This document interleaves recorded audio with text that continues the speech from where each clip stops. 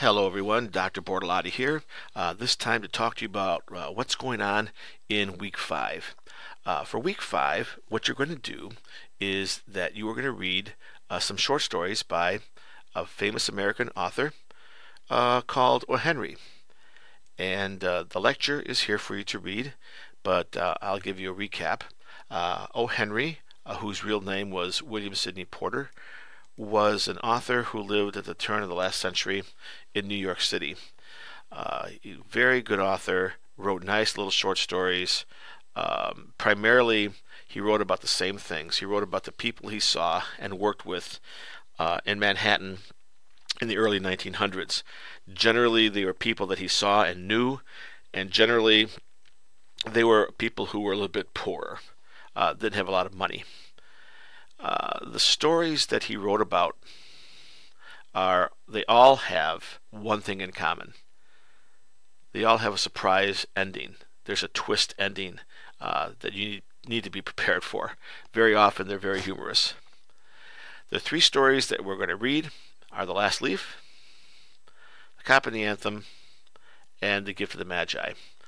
The Gift of the Magi takes place at Christmas time.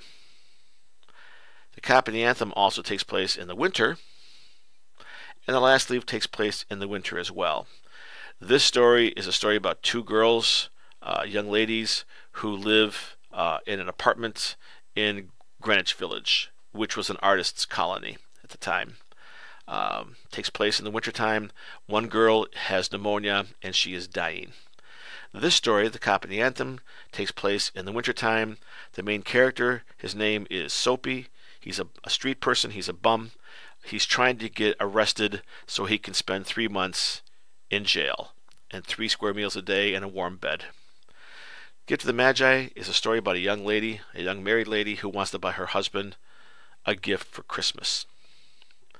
Now, in each one of these stories, I'll open up The Last Leaf here for you. In each one of these stories, what I've done is I have included at the end of the story a link to a film version of that story.